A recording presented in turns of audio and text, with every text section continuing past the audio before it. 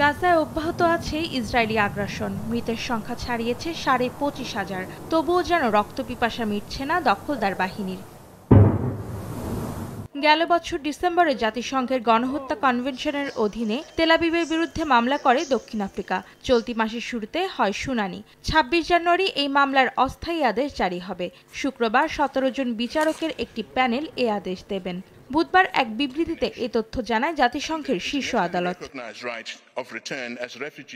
এদিকে আন্তর্জাতিক বিচার আদালতে দক্ষিণ আফ্রিকার করা মামলাকে ইহুদি বিদ্বেষের সঙ্গে তুলনা করেছেন রিপাবলিকানরা। অন্যদিকে ডেমোক্রেটিক পার্টির বেশ কয়েকজন আইন প্রণেতাও বিরক্তি প্রকাশ করে এই মামলাকে মিথ্যা ও বিপজ্জনক আখ্যা দিয়ে সুর মেলাচ্ছেন বিরোধী দলের সঙ্গে।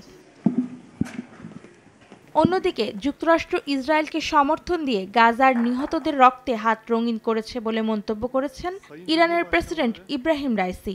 আঙ্কারায় তুরস্কের সঙ্গে এক সংবাদ সম্মেলনে রাইসি আরও বলেন, অর্থনৈতিক ও রাজনৈতিক স্বার্থ রয়েছে এমন দেশগুলো যদি তেল আবিবের সঙ্গে সম্পর্ক ছিন্ন করে তবেই শুধুমাত্র ইসরায়েলের এই বর্বরতা বন্ধ হতে পারে।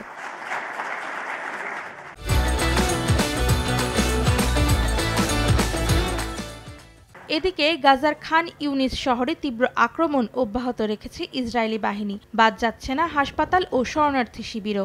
অন্যদিকে চলমান এ হামলার মধ্যেই 4 বর্গ কিলোমিটার এই এলাকা থেকে প্রায় 90,000 বাসিন্দা এবং 4.25 লাখ বাস্তুহারা মানুষকে সরে যাওয়ার নির্দেশ দিয়েছে ইসরায়েল।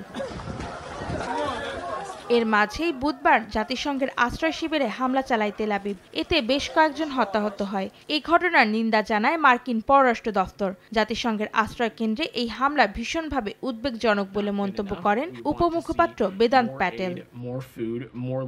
অন্তরা সেন, সময় সংবাদ।